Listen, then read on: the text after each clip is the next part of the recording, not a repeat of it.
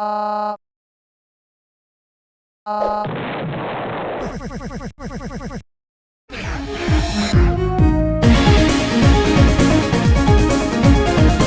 Very quickly, if you're joining us for the first time, I know Deltarune Chapter 3 and 4 dropped together, but I wanted to talk about each of them on their own rather than cram everything into one rushed video. At the time of this recording, Deltarune Chapter 4 is the final chapter in the paid 2025 release of Deltarune by Toby Fox. As the halfway point of the full story with more chapters to release, it marks a shift in the way we see the game that is Deltarune, for better or for worse. In a way, it's what everything has been leading up to so far, which has some really interesting implications for what's next for the game. More on that later. It's more serious than the preceding chapters, but it's still full to the brim of whimsical moments, silly characters, and mountains upon mountains of heart. As a quick bit of background for anyone that might need it, Deltarune is the follow-up and parallel story to 2015's Undertale. If you don't know what Undertale is, you know what? I'm genuinely impressed. Well done. Deltarune is split into parts, formerly known as chapters. Chapter 1 introduces you to your player character Chris, as well as their companions Susie and Rousey, as you go on an adventure through a dark world. I've talked about this at length before, so I won't go on and on, but TLDR, dark worlds are alternate versions of reality made by taking away the light in a room, space, area, whatever, until you reach another side, through creating what's known as a dark fountain. The items, concepts, and other things that occupy or are associated with that place are given life, history, and personality in these worlds, known as darkness. One of your main companions in this game, Rousey, is a darkner. He's a prince from one of these dark worlds. His name is an anagram of Asriel. It's a whole thing. How are they connected? Each dark world is thematically linked to the area it's created in. Chapter 1's is in an old, unused school classroom and features a bunch of board games, card games, The original Star Walker, and a few more things that you'd find lying around. Chapter 2's is the computer lab of the town's library, so it's heavily based on the internet, computers, technology, all that sort of stuff, and Chapter 3's is cool because we literally see it being made. Its main part is Chris's living room with the family TV as the head of a game show that revolves around the family history, complete with points, prizes, games, dramatic plot twists, you know how it is. I bring this idea up because it plays a big part in the ambience and vibe of Chapter 4's Dark Worlds, plural. We'll get to that in a bit. The way I see the current lineup of chapters is as two sets of thematic parallels. Imagine chapters 1 through 4 laid out like a timeline and place a mirror between 2 and 3. Everything starts to echo. Chapter 2 and 3 are quite similar in presentation, vibes, zaniness, and Chapter 4 is more similar to Chapter 1 in the sense that a big part of Chapter 1 revolves around world building and the legend of the world and all that fun stuff. Yeah, you gotta read the text in this one, dude. Another thing to keep in mind is the light world. It's basically Deltarune's version of the real world, being where Chris and Susie are from. In Chapter 1 and 2, the light world segments served as bookends to the chapters, giving you a glimpse at normal life in this universe. In Chapter 3, the light world was practically non-existent, save for the last few minutes, as it revolved pretty solely around its respective dark world. We haven't had too much time to learn about the light world, as the time we've spent in it up to now has either been during school time, in the evening, or in the middle of the night. In Deltarune Chapter 4, however, there's a massive amount of light world stuff before you get anywhere close to the dark world of the chapter. If someone from a dark world is a darkner, then someone from the light world is a lightner. Darkness can't travel to the light world, but lightness can go between both. One such lightner, at least we're pretty damn sure they're a lightner, is the Roaring Knight, the game's antagonist up to this point. They were mentioned a few times throughout Chapter 1 and 2, and we fought them at the end of Chapter 3. The Knight is seemingly the one creating most of these dark fountains, and it's a big ol' mystery as to who they could be. They might be in cahoots with one such WD Gaster, but I don't know, I'm not qualified enough to talk about him. The Knight's definitely a lightner though, we think. They kidnapped Undyne, which was super uncool of them, but I guess someone's gotta move the plot along, you know? The most commonly accepted idea right now is that the Knight might be Noelle's missing sister Des, who might have been hit by Asgore's Bergen truck, or maybe that's just the community going mad. Yeah, okay, let's talk about Chapter 4. Just quickly, as a bit of a disclaimer, this is going to cover the normal/pacifist route of Chapter 4. I know about the weird route, I know about Snowgrave, and I know about all the stuff you can do that corresponds with it in this chapter, but I think that's a story for another day. Maybe when all the chapters are out? I don't know. Okay, moving on. Chapter 4 is fucking good, man. Let's get that out of the way. Once again, Toby Fox and his team have proven that they're masters of their craft. The plot, the characters, the gameplay, the soundtrack, and just everything about this is incredible. Built upon the foundation set by the first 3 chapters, sure, but solid enough to stand on its own. It takes everything we know so far and deepens it. It's darker, it's more introspective, it's surprisingly emotional, but it is still unmistakably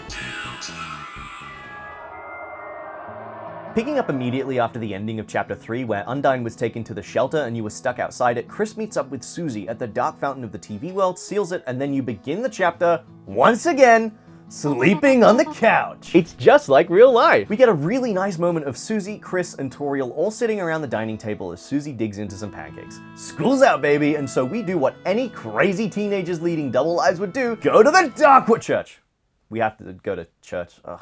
Susie's given piles of Asriel's clothes, and Toriel steps out in her choir robes, which, wait, what? That's just straight up her outfit from Undertale. What? Okay, I'm sure it's just a coincidence. You can walk around the house with Susie, which is nice, and you can get some nice moments if you check the mirror, check the bloodstain on the floor, or check Chris's bed. She may have threatened to kill us, but Susie's alright, I suppose. You can also save in the light world here, which we haven't been able to before. I'm pretty sure that's a quality of life gameplay thing, and not necessarily a lore thing, but it's something to note. Arriving at the church, we can interact with a few of the things in this lobby, like this bookshelf, which has some copies of Lord of the Hammer on it. Quick aside, Lord of the Hammer was written by Gerson Boom, this kooky old turtle guy who's one of the shopkeepers in Undertale, but in the Deltarune universe, he died prior to the events of the game. Gerson was a pretty prolific author in this universe, from what we understand. Despite his passing, his wife and Alvin, his son, are prominent members of the community, with Alvin pretty much being the head of the church in hometown. Just keep that guy in mind. Kooky turtle named Gerson. Sitting down for the church service, we can see that Noelle is part of the choir, Jockington is present, and Caddy gives a reading, or more like a retelling. The legend of Deltarune is something Ralsei told us way back in chapter 1, and if we pay attention to what Caddy's saying, we can see that she's kinda sorta retelling the same thing.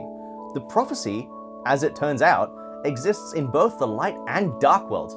That's really neat, and probably means the roaring that Ralsei warns of will probably happen sooner or later, so, good luck, fun gang! After the sermon, you can approach Alvin, dap him up, hit him with the bangin' sermon, my man, and then get stuck into the investigation. Part of the whole reason you're here is because of the weird panel we saw on the shelter at the end of the previous chapter.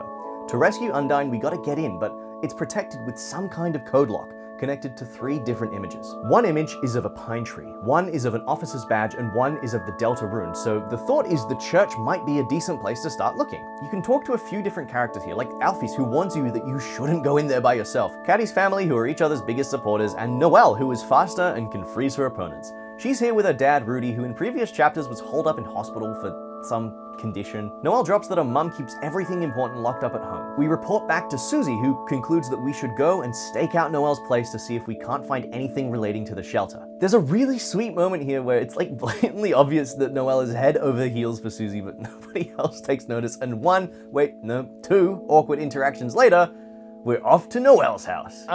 Few things to do first. In between the church and Noelle's house, we're free to explore hometown during the day, and we can find a few cool things. For example, going into the 2nd floor of the library allows us to read a previously inaccessible book on monster funerals. Unsure why they put that there, it's almost like they're setting something up. We can visit QC's and have a nice chat with Susie, interact with Sans where he tells us he remembers you are Clopen, weirdly not see Onion-san, which will probably come back to bite us in some way in a future chapter. If you wait long enough and then reload the area, this dude will straight up tell you not to wait any longer. You can also have a peek through the back window of Asgore's shop to see some kind of investigation board. Probably something to do with which trim of the Ford F-150 is the best to defend against deers in headlights. Visit Rudy in hospital, listen to Temmie sing "When the Light is Running Low," and see what's going on in Castletown. Castletown's alive and funky this go around, and we can pick up on some fun interactions involving characters from previous chapters. Tenor is a new court jester for King, Lancer is a construction project manager, and Queen has a cool new sound system. We can also have a tea party with Ralsei where we find out a little more about his growing struggles with imposter syndrome, such as him never trying his own cakes or tea because he thinks all he's good for is making it for Chris and Susie. Your heart breaks for him a little when you enter his room in the castle, which is barren. He doesn't feel like he deserves it. Susie throws whatever this is into Ralsei's room and makes a promise to fill it up with cool stuff over the course of your adventure. You also optionally can choose to give Tenor away. If you talk to him in his room, he mentions that he's not really happy being here, and if you check the ghost house in town, one of the inhabitants, who we're pretty sure is Mettaton, can take him off your hands. Good night, sweet prince, and Godspeed. Once you're done exploring and/or procrastinating, we can finally head over to that huge gate and have Noelle let us in. I don't know if this is a universal experience, but when you were growing up, did you ever have that one friend in school whose parents were loaded, but they were either super nonchalant about it or they genuinely had no clue? Or like, oh, it's not much, but this is my house sort of thing. No reason in particular, obviously.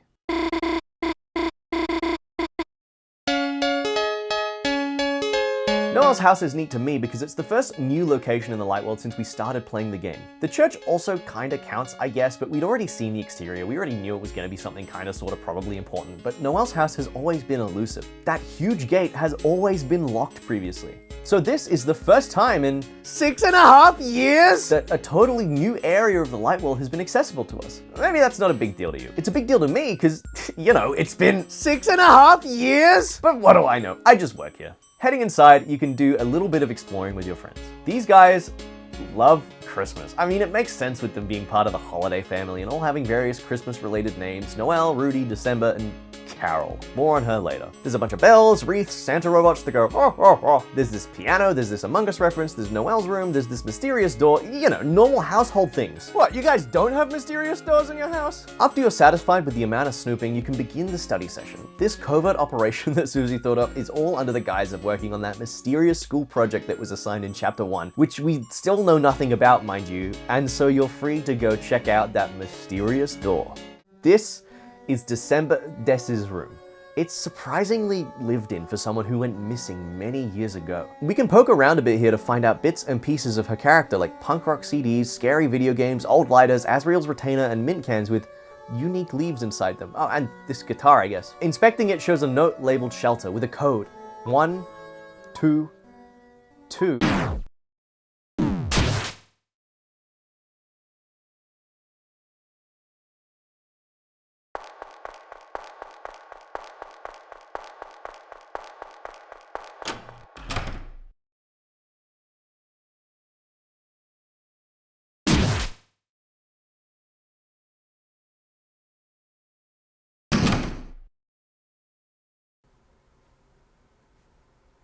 This whole sequence is sick and left me with the biggest, dumbest grin. Somehow Triki-Troy continues to surprise us with things we had previously not thought possible. You're free to explore the holiday house as the soul, except for the fact that you're just a floating red heart, so you can't open doors or talk to anyone, but you can go through the vents, and when doing so, we happen upon some things that are very interesting. See what I did there? The first and perhaps most important thing to find here is Chris in the kitchen on a phone call with someone. Unsure who they are, but their vibes are quite evil and they talk about a police sacrifice. So it's safe to assume they're either the Knight or they work with the Knight. This also confirms that Chris has a lot more going on than we thought. I mean, we kinda knew that from day one. Is that Kara? But to see it so plainly laid out in front of us here is very interesting. I don't know. This moment, for how nonchalantly it's presented, reveals a lot of new information to us, beyond just the fact that Chris is working with the bad guys. The next dark fountain is being planned. Susie must not get the guitar. Without a soul, Chris will die, pass out? I don't know. Chris has to stop Susie from getting the code in the guitar. Something's happening at the church tonight. Without a soul, Chris can't do something relating to the dark world. I'm assuming this one refers to them either being unable to enter it or seal it, or hey, maybe both. Also, the first thing Chris does after ripping out their soul is make chocolate milk, apparently. For all their potentially evil deeds, at least they got their priorities straight. What? At any point during this or after it, when Chris decides they've had too much chalky milk and collapses on the counter, you can actually explore this room a little bit, but be careful not to make any noise or...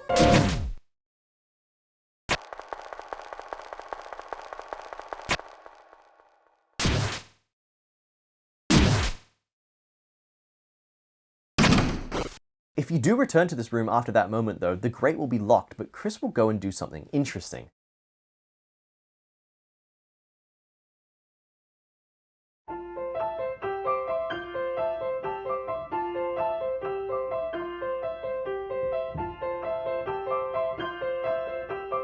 This moment is oddly melancholic and quite telling of Chris's true character. Yeah, they're working with the bad guys, whatever, but I find it quite intriguing that when they're separated from their soul like this, they just want to play the piano. It's oddly sweet. But there's still some super cool stuff to find while we're crawling around the vents. If you manage to navigate your way to the bathroom, you can find Asgore pissing. Cleaning. He makes mention of needing to concentrate to settle something. He walks off, and after finding the way to Carol and Rudy's room, you can listen in on him talking to himself. Dude, whatever they're pumping through the vents in Noel's house, bring all the town over. People just be spilling secrets in here. Asgore talks about proving something tutorial, something about showing people what really happened. If I had to hazard a guess, this has something to do with Des, and something to do with him being kicked out of the police force. He ends this little monologue by revealing that he has a black shard, something that if you beat the knight in chapter 3, you also have. So does this mean Asgore's beat up the knight? Maybe with his truck? His Bergen truck? Driving in my... Once you're done snooping again, you head into the basement. This place plays the same weird, freaky noise it plays when you're around the shelter, which...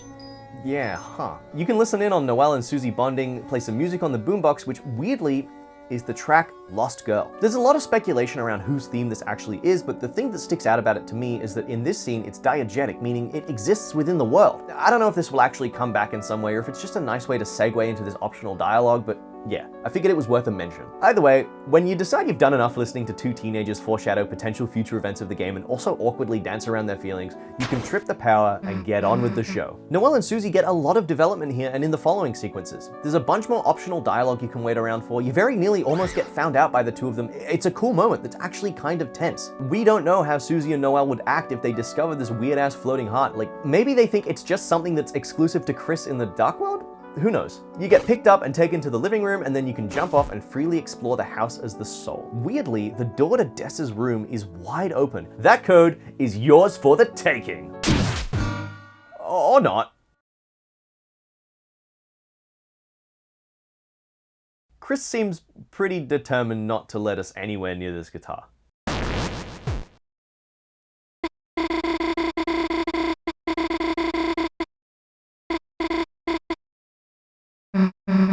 Chris, buddy, you gotta hide. You cannot let them see us like this.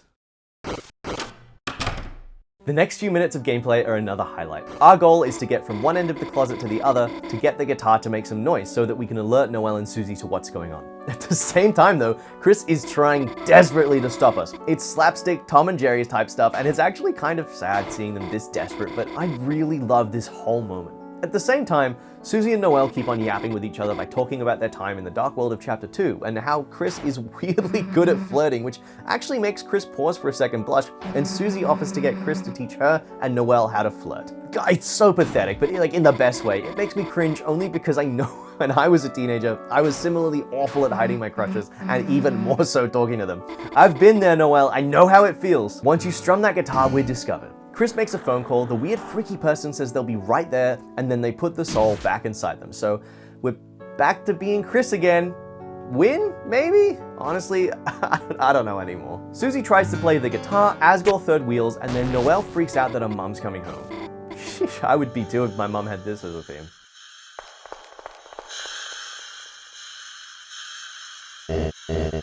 This is Carol Holiday, Noelle's mother, whose main occupation is looking like the Grinch, and she also has a side hustle as the mayor of hometown, I guess. She is not receptive at all to Susie. Not just because she's holding Des's guitar, but just because she's, well, Susie. I don't know, not cool. I've seen some speculation that Carol is the knight, but I doubt it. There's nothing to even suggest that she's in leagues with the bad guys beyond that coincidence of Chris's mysterious phone caller saying they'd be right there. Oh, and this, I guess.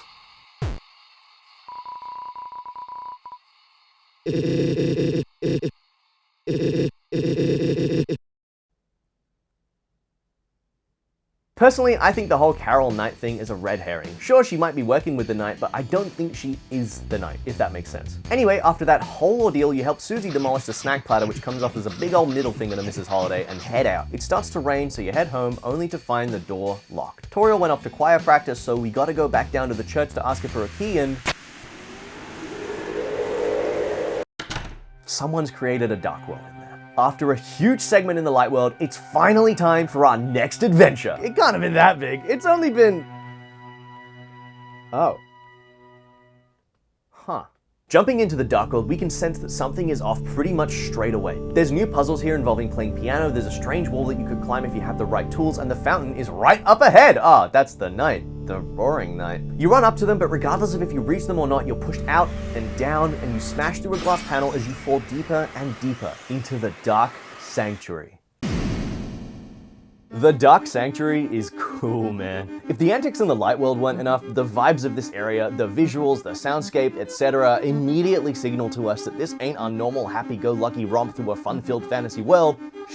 is getting serious. Immediately, Susie gets more development. She tries to heal Chris's injuries only for Ralsei to conveniently appear and fix Chris up. It starts to create a rift between the two of them. Ralsei's also not his usual chipper self. He's a little more frantic, a little more distant, almost like his mind is elsewhere and he's on autopilot. We pass these gorgeous glass tapestries that depict the prophecy, the very same one Ralsei told us of in chapter 1. Also, the battle theme has changed. Gone is the rude buster we were so accustomed to for the last 6.5 years! And in its place is the track From Now On. It's more serious, more intense, and further cements that things aren't what they used to be. Compared to chapter 1, where Ralsei's prophecy was more so an abridged version, this prophecy here is the full thing. The wording, the effects, hell, even the font choice feels alien and out of place, and I feel like that's an intentional choice. Solving a few more puzzles, you can find hidden panels of the prophecy. Some of them are more important and others come off more as jokes, like this one that says, Jockington grows the beard. The NPCs around the place also talk in strange riddles. This guy here next to Jockington's panel says, from 5 o'clock, the shadow will grow. It's a little odd and it's a far cry from even just 1 chapter ago. I dig it. One of the more interesting panels in this area makes mention of Lancer saying things he said in chapter 1, proving that everything the prophecy says will come to pass, including, I guess, Jockington growing a beard apparently. Keep this in mind, the future predicting thing, not the Jockington thing. It'll come back to bite us later. Oh, also someone's watching us. That's probably important to mention too, I guess. And apparently they're not too friendly. Walking through this maze using only footsteps and bells to guide you, I was steeling myself for something strange, something otherworldly, something weird. Something starts to chase you, getting closer and closer until... This is the old man. Oddly, he takes on a really similar form to Gerson from Undertale, only as a Darkner.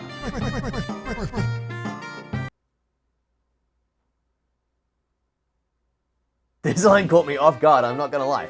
What does this mean? Is he actually a Lightner? Is this actually Gerson and he's trapped in the Dark World? But we thought he died. What's going on? After being filled with the power of conceptual bearded Ralsei, we head deeper into the sanctuary. The old man trudges along behind us, and if we get into a battle, we can note that there's a new act option called Old Man with the description, I'm old, which, when pressed, calls the old man, who gives us various effects. This can include Susie forgetting her action, making the enemies go easy on you, or even recruiting enemies to his side. The old man, much like Gerson in Undertale, is a little kooky, a little wacky, but wise beyond his years. He takes a keen interest in Susie, Ralsei asks people to step on him, and you can show him compassion, which is nice. We're reassured that the prophecy can't be changed, poke around in the dark, and eventually make our way to the old man's study. It's surprisingly cozy in here, with a fireplace, a little shop, the old man writing in his desk, and a little plaque talking about some cool magic acts that the old man shares a little more info on. His recruits are present too, which is a nice touch. The old man points out that a shadowy figure with a sword went through the currently locked door, so we've got our next objective. Heading through these areas, there's a few more interesting interactions. Susie offers to swipe a couple things for Ralsei's room, like this ladder and one cushion of a couch, but if you observe her through a telescope, we can see that under the surface, she's still concerned over her healing magic. Also, this animation for Ralsei is cute as f. There's this strange NPC which I was never able to find a way to. You can tell Ralsei, park your butt, mister. I'm sorry. And at the end of this sequence, we find ourselves in a dark zone. Susie confronts Ralsei about his knowledge, which, like, fair enough. The guy knows the whole prophecy, and yet he's just playing dumb, playing along, and letting us figure it all out. I get why she's annoyed at that. But when pressed, he turns on the light, and in a show of Looney Tunes logic, we fall to the bookshelves below.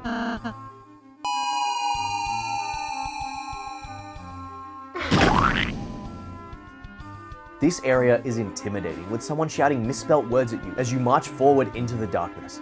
As you get further and further, your vision is restricted more and more until you find yourselves face to face with a mysterious entity known as Jackenstein. The fight with Jackenstein is great. It introduces you to some new mechanics, it sets you up for some future battles, but most importantly, it made everyone who played it understand what it's like to wait for a Deltarune copyright dispute to clear on YouTube.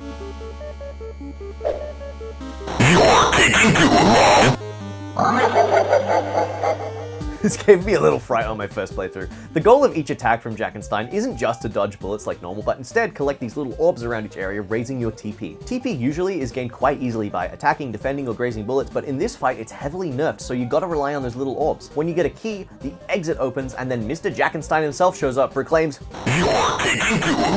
and causes your heart rate to spike as you scramble to get to the exit before he can get to you. Of course, it's not all scary, it's mostly played for jokes after that first one. He even gives your soul a little tutu, it's sweet. After getting enough TP, you can use Unleash, which reveals Jackenstein's weak point, light. Rinse and repeat a few more times, and the battle is won. Furthering along the whole old man Susie mentoring subplot, Ralsei is stuck trying to heal Jack after he crashes into a chandelier while Susie walks off feeling useless. The old man asks to see her healing magic only to conveniently duck, and she ends up being the one to heal Jack. It's a really nice moment that not only deepens the bond between her and the old man, but even gets Ralsei to respect her a little more as well. But weirdly, as quickly as the old man was there, he's gone. For a Lightner, he can move strangely quick. Talking to Jack, we're given the climb clause, or the claim clause, I guess? Now we're able to jump onto odd-looking terrain and climb or jump our way to new heights. Getting new mobility options in a game like this was super unexpected, but I welcome it. It's sick. Now that we have the claim clause, there's a good few areas of this dark world that we can now access that were previously impossible to get to. These range from hidden battles to funny jokes to the secret boss? What? I missed this on my first playthrough, but the secret boss in Chapter 4 is notable because you can only access it at roughly the halfway point of the dark world. Any later and you'll be locked out. It'll make sense why as you get further in, but the second you get the climbing gear, you're gonna want to start hunting around for the way to get to it. At the very top of the study, there's this golden organ piano sort of thing. Each piano puzzle up till now has only required 2 parts of the song, but for this one, you'll need 3. Each of them revolves around climbing. Either you have to complete a section without getting sent back down, or get to a new area that was gated off with a climbable wall, or have a tea party with the old man that you have to climb to and run away from a freaky thing for. No risk, no reward type beat. Once you have them all, you sit yourself down and begin to play.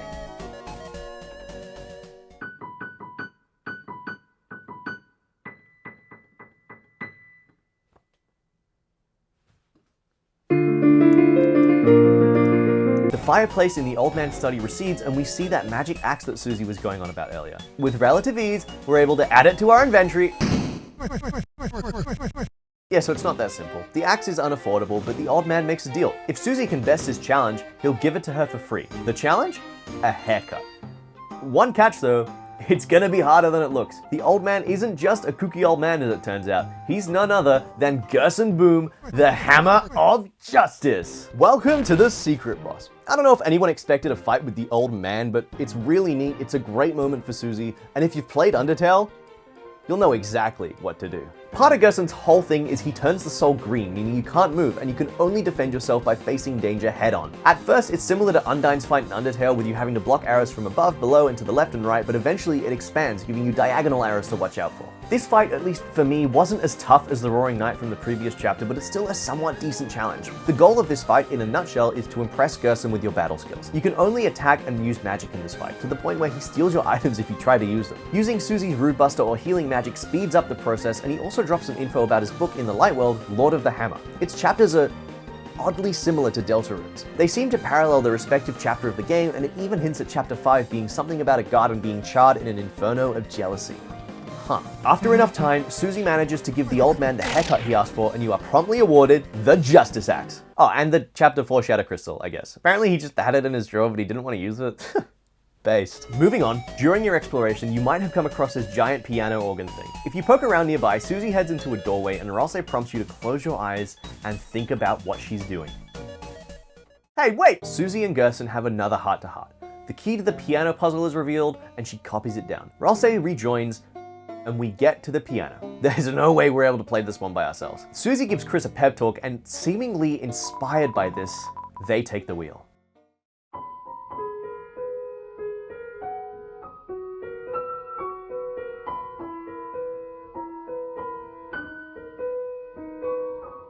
God, this moment is beautiful. You can see them properly getting into it, moving their body with the music. I used to play piano, not that well, but seeing this for the first time, I got it, I've been there. Chris finally shows a little bit of themselves to their friends, but as quickly as it began, it's over. The locked door in Gerson's study opens and we're back in control. Attempting to return to the piano lets you play it again, but never that good. Fun fact, if you try to play Megalovania, returning to Gerson's study, he asks Susie to memorize a letter for him. It seems weird if we're all gonna wake up, like he can do it himself, right? Either way, she does it, we smash through a few prophecy panels, and we run into the Roaring Knight yet again. What ensues is a mad dash to the fountain, climbing up rugged terrain while dodging dagger after dagger until we finally reach them and they got away again, okay. The grand door is locked solid, seemingly not to be opened again, so the only thing we can do is head over to the fountain and seal it. That didn't feel like a win.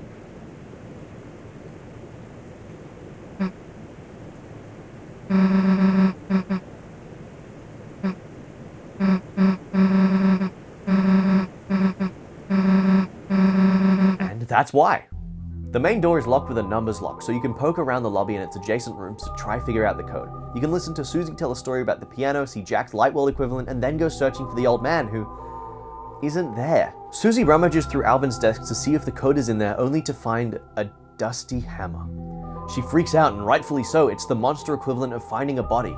She inspects it further to see a photo of the old man.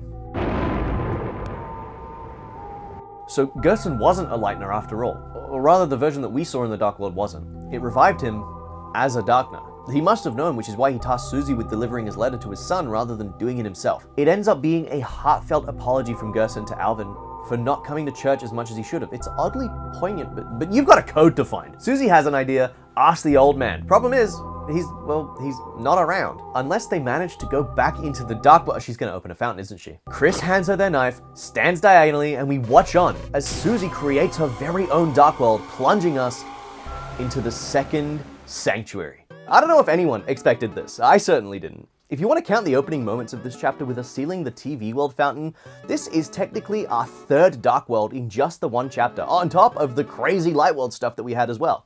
Strap in though, because it only gets crazier from here. This dark world is a weird, messed up reflection of the previous one. It makes sense as a dark world reflects its creator's will. Susie wanted to return to the previous one, but obviously she couldn't recreate it one-to-one. That, plus she had an ulterior motive to find the old man. Aesthetically, the second sanctuary is similar to the dark sanctuary, but with a more funky color palette. The prophecy is still there and it's still the same, so we know that it doesn't change depending on who made a dark world. We do, however, see new panels from it, relating to the heroes of the prophecy, the fun gang, seemingly.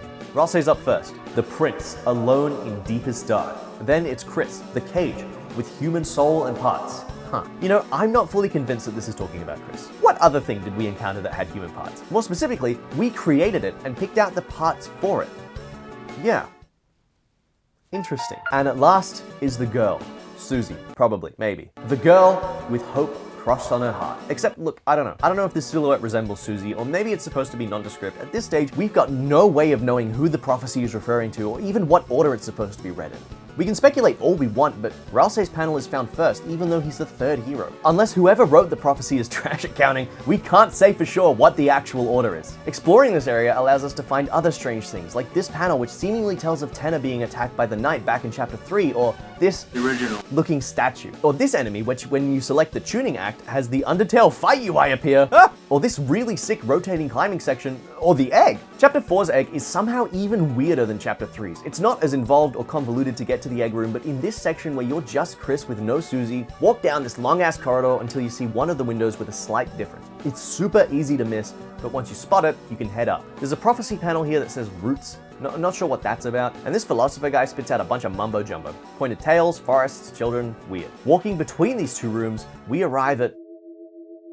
Okay, this one is weird. It has something to do with Chris's history from what I can gather. One of the 8-bit Rudens returns, and heading into this office, it's completely blacked out. Whatever's in here, Chris doesn't want us to see, or doesn't want to see themselves. It's some sort of art therapy with people in the room making paintings, and after a few interactions, Chris completes a sketch in a single wild line. It becomes a monochrome smear, and then a tree is painted over everything. Strange.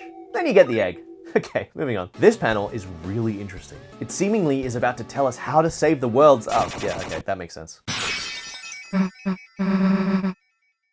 Running from some freaky things, we find our way back to the old man's study, except it's empty. A lot of things are blocked off, doors are locked, and we make our way back to the back area of the study. It gets dark in here. Darker, yet darker. See what I did there? And we see what we assume to be a silhouette of Gerson in his Hammer of Justice armor. It gets darker and darker as you and Susie get separated, and she's approached and attacked by the mysterious figure. We're thrown into a battle, our soul is turned green, and the figure makes another attempt to hit Susie, only to be blocked by Chris motherfucking Dreamer. Now you've got more of a fighting chance, and once again we run into the same TP restrictions as the Jackenstein fight. The actual attacks of this fight are much easier than the fight with Gerson in the previous Dark World, which is owed to that one being an optional one you gotta go out of your way for, and this one's scripted into the story regardless of if you fought him before or not. After long enough, Susie realizes that her healing magic should snap him out of whatever he's up to.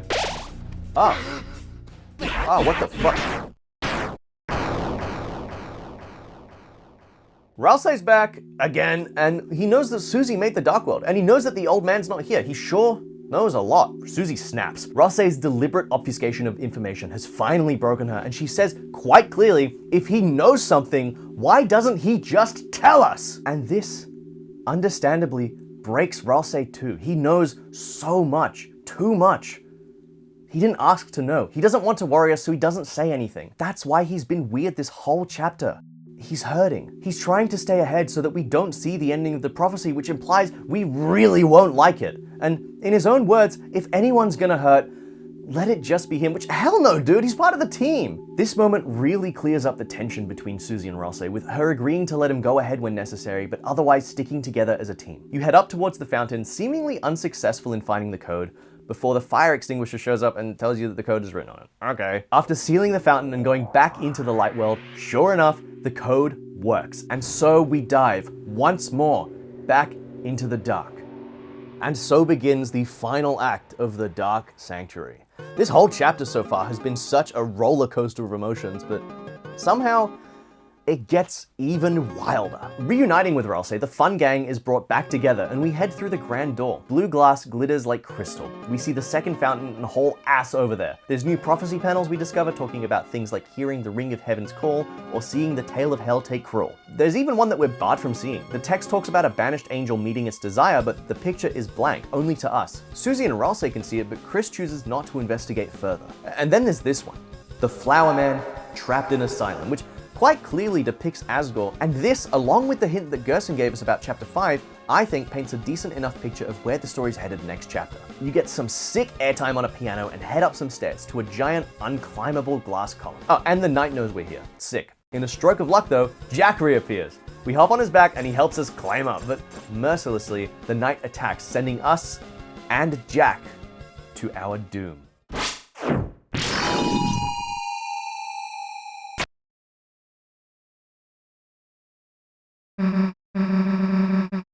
Just kidding. If you spared everyone, you're good. The whole gang's here, even The original Star Walker. they help you back up and give you a boost to the top. Time to lock in and give the knight what they're due. Just after this hallway, this dark hallway, it's a trap, isn't it? Suddenly, though, as if your very soul was glowing, you're able to keep moving forward with your friends at your side. They'll follow you into the dark, with your heart as the arc which will shine you the way. Even when you're hit, over and over again, they'll turn back and pick you up. And when it's too much to bear, Susie steps in. She takes over. And when it looks like the end for her, Ralsei steps in. This sequence is awesome. I got nothing else to say. Let's finish this. Ominous music, falling tiles, yep, we're in the end game now. And like clockwork, there's the knight. Ready to square up for another fight. Oh shit, they're gonna make another fountain, aren't they?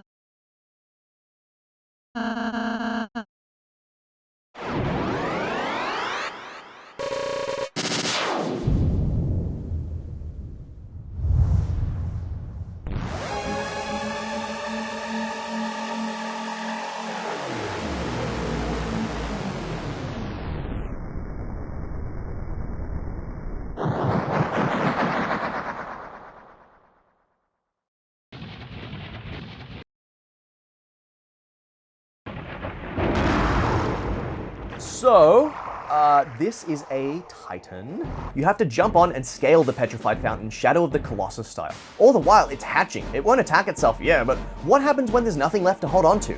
After scaling to the top, you attack this big eyeball thing and are thrown off. Ralsei dumps some lore. The Titan is what happens when the darkness is too strong. It's the fear of the dark, the bump in the night. It's the shadow of the backside of your mind. It only exists to destroy.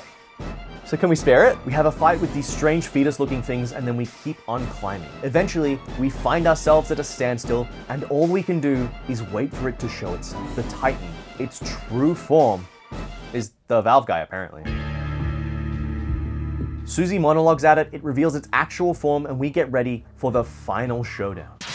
The Titan fight is tense and features the same TP mechanic as the Jackenstein fight. Get close to its bullets to absorb orbs that raise TP, and when we have enough, use Unleash to drop its shield. This thing doesn't understand mercy, so all we can do is attack. They're super effective here, and even Ralsei, who's normally the pacifist of the group, calls for you to attack, yells for you to attack. It's tough and feels like an unwinnable fight, but if you keep it up and you stay determined, eventually... Oh. It heals itself. That's not good. It turns out we're only damaging its outer shell. As long as the inside is intact, there's no way to win. So I guess the strat then is just to keep attacking it, right? Keep it busy, and then at least that way it can't hurt anyone else, I guess.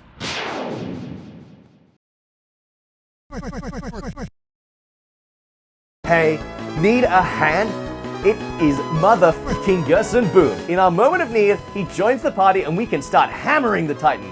Jewel Buster is a new act that does insane damage to it, and Ross's there too, trying his best. Good job, buddy. And then Susie gets an idea. Jumping into her hands, you get ready to be thrown in.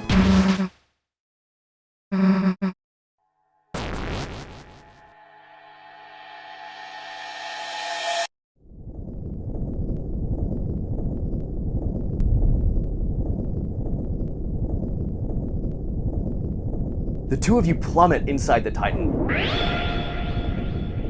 And you seal it from the inside.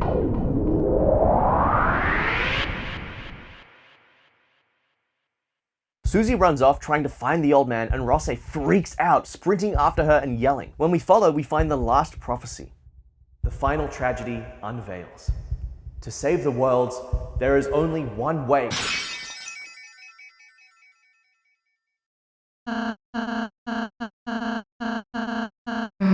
Whatever it was, it freaked her out. It freaked Rosse out. She puts on this brave, snarky face, but you can tell something's different. Rosse, face bloody from Susie's hand, breaks down. Everything's okay, right? Look, he's smiling. Then, oh jeez. This moment is uncomfortable. It's a moment of vulnerability for Rosse, for Susie, and hell, even for Chris, unless you pick the second blatantly evil choice.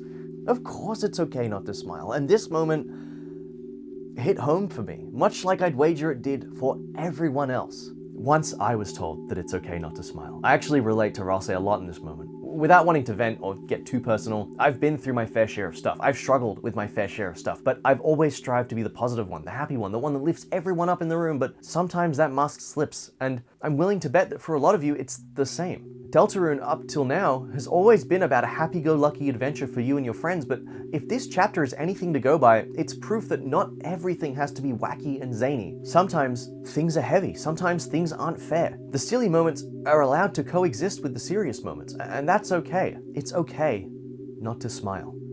Rosse puts it perfectly.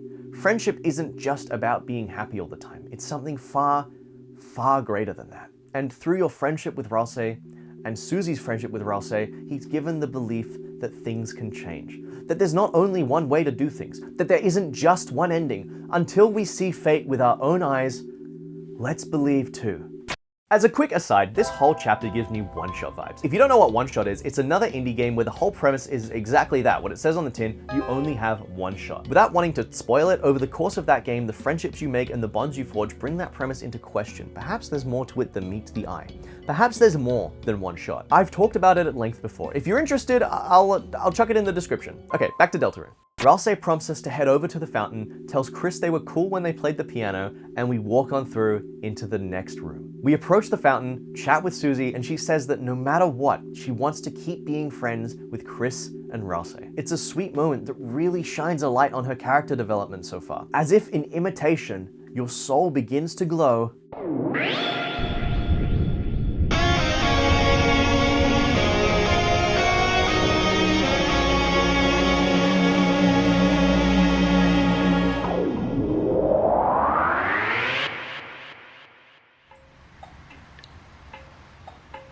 Back in the light world, the church is empty and damaged. Toriel, the person you jumped into this mess to save, isn't there. The knight similarly isn't there. I mean, they might be behind this door, but Chris won't open the door, so not much we can do about that. We can explore the light world here long past midnight and pay our respects to Gerson's grave. The song played here is The Place Where It Rained, which connects directly back to Undertale's It's Raining Somewhere Else. I think this throws fuel on the Sans Deltarune fire, but we'll see how it pans out. Speaking of Sans, his house is empty. No Papyrus, nor Sans. You can go and sit at the lake. Onion-san still isn't present, but Susie can hear the song. We can't, though. Not sure what that implies. There's honestly not much to see in Hometown this late at night. Everything's closed, everyone's asleep. The only thing to do, really, after one of the longest, heaviest, most intense days of your and Susie's lives, is head home and rest.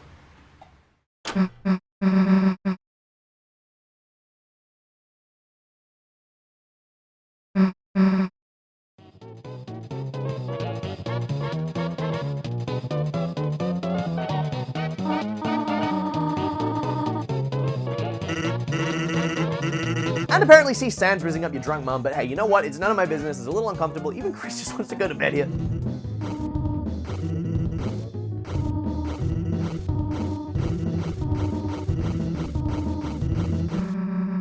Susie yells at Sans and Toriel, presumably to shut up, looks up at the sky, and heads out. After a moment, Chris's phone rings.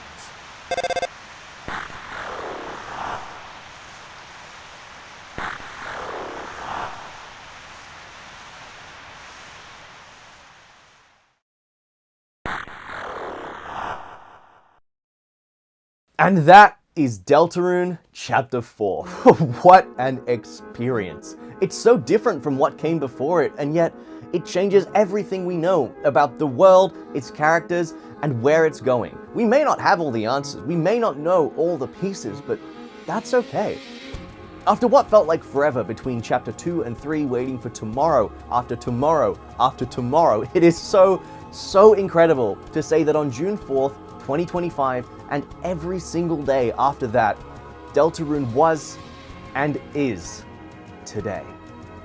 It's more serious, yeah, it's not as wacky, sure, but even without the running gags or the crazy moments, or hell, even the brain rot, it's still unmistakably Deltarune. Well done.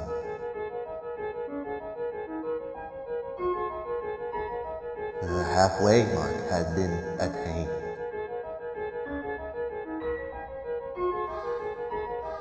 But it is still waiting.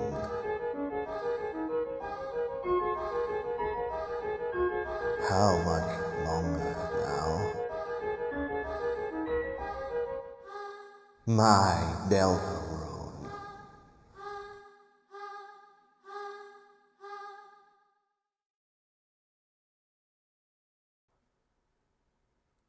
Chapter 5, 2026, 2026, tomorrow, Deltarune tomorrow, Deltarune tomorrow, Deltarune tomorrow!